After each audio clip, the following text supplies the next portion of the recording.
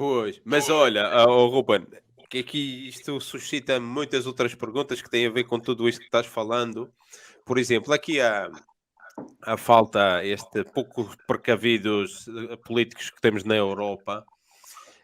Ainda fica aí uma resta de razão de alguns deles que estão se apercebendo que há uma guerra económica em curso, em que, por exemplo, hoje li um artigo que explicava bem isso, que atualmente, agora mesmo, 9 meses depois da Rússia ter entrado na Ucrânia, o único vencedor de tudo isto é os Estados Unidos, por várias razões, mas economicamente ah, eh, estão garantindo completamente a submissão da Europa naquilo que lhes faltava para fazer aquilo que o Trump tinha prometido fazer, que era reindustrializar, proteccionismo.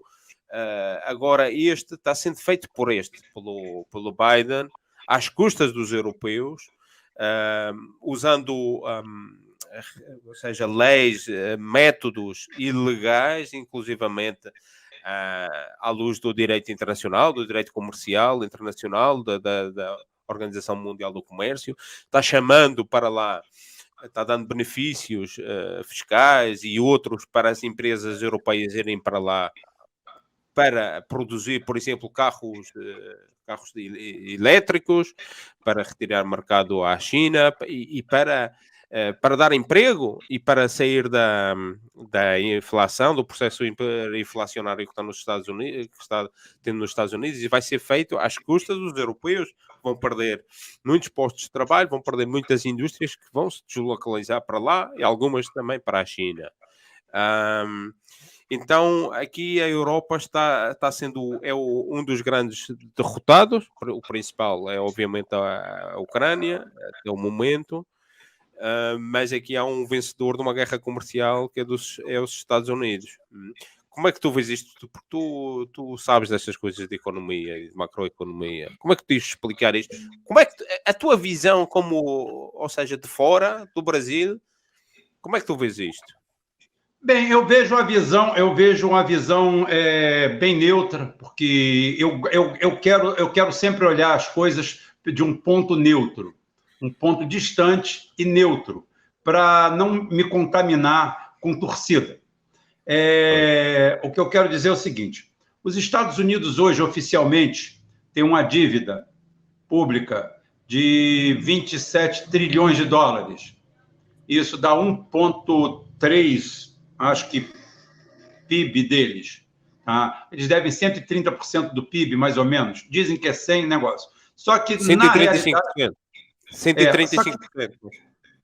Mas na realidade, eles devem 10 vezes esse valor.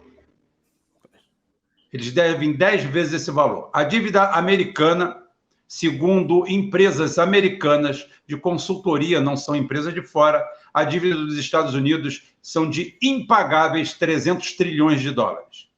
Né? Outra coisa, o crescimento, a vitória que os Estados Unidos está tendo dentro da guerra da Ucrânia, eu considero voo de galinha. É um voo de galinha. Você sabe por quê? Porque você está chupando o sangue do seu irmão, do aliado natural. Eles estão se apropriando e estão expropriando, né, a própria Europa, que é o berço dos Estados Unidos e uma continuação. Todos os grandes empresários, todos os grandes tubarões, todos eles têm uma ligação no que a gente chama, ou chamava no Brasil de circuito Elizabeth Arden. O circuito Elizabeth Arden é considerado, entre os diplomatas, entre o corpo diplomata, o ápice do mundo, né? É Nova York, Paris e Londres. Era o triângulo que existia no século XX para designar que o diplomata que fosse nomeado para isso aí estava no circuito Elizabeth Arden, né? Que era uma produtora de cosméticos de luxo. Então é o seguinte, está lá, todo mundo lá no circuito Elizabeth Arden. Então esse circuito Elizabeth Arden era um tripé que depois estendeu até Tel Aviv, né? Que é outro ponto agora, eu chamo de estendido, circuito Elizabeth Arden estendido, é ali onde aconteciam as decisões financeiras. Os Estados Unidos estão crescendo em cima da desgraça de um próprio colega de trincheira. Então, ele está parasitando o sistema. Isso não tem vida longa, por isso que eu chamo de voo de galinha. Voo de galinha. Quem está ganhando é a China e a Rússia, porque a China e a Rússia praticamente fecharam a África. Isso sim é um mercado devoluto, isso é um mercado devoluto que estava solto, que os Estados Unidos e a Europa sempre trataram como cidadão de segunda classe, trataram 1,3 bilhões e 54 países africanos como lixo.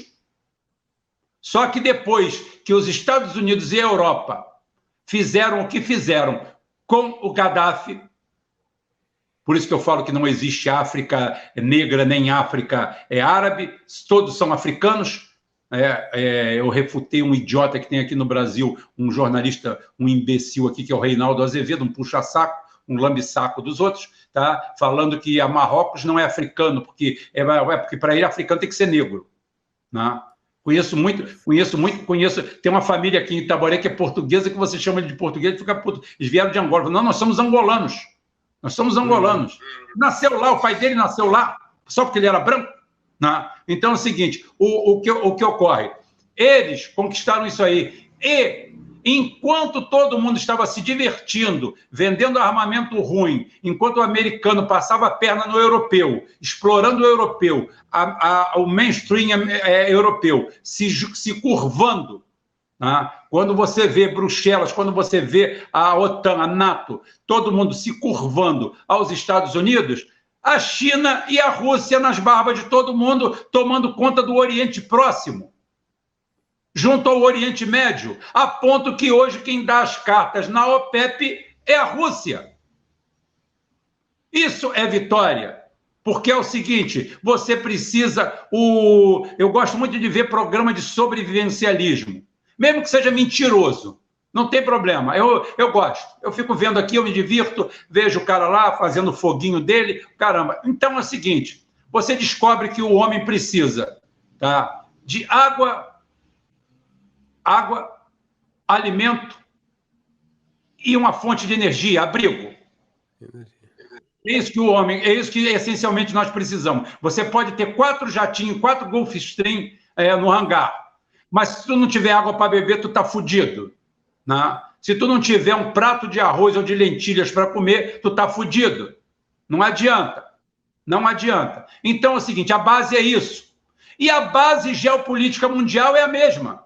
Você precisa de alimentos, você precisa de material, tá? Que são minérios, que são material de transformação, madeira, tudo isso, você precisa disso tudo. Tá? Você precisa de comida e você precisa de energia.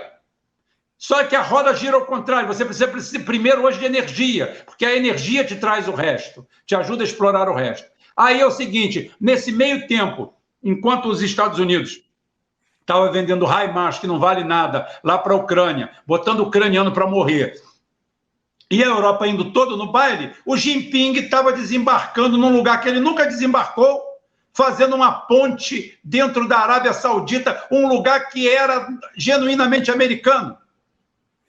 Pois, essa era uma pergunta que o Filipe estava fazendo. Que ele quer saber...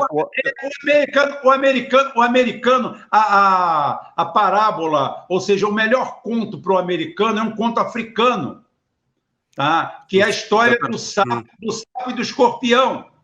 Tá? O escorpião chega perto do sapo e vira para o sapo e fala assim, ô compadre, sai de perto, você vai me ferroar, vai me matar. Não, eu quero um favor seu, eu quero atravessar o rio que eu não sei nadar.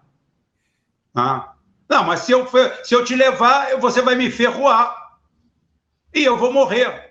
Aí o escorpião chega para ele e fala assim, são os Estados Unidos na mesa de negociação. Ora, pelo amor de Deus, Ricardo, você pode me levar nas costas, porque se eu te ferroar, eu não sei nadar e eu vou morrer afogado junto com você. Você vai morrer, eu vou morrer. E você vê a lógica no meu arrazoamento. E você me aceita nas suas costas e atravessamos. E quando chega no meio do rio, eu te ferroo. Essa é a história do sapo. O sapo vira para o escorpião, já morrendo, que vai morrer também, e vira para ele e fala assim, por que você fez isso? Ele pede desculpa e fala assim, é a minha natureza.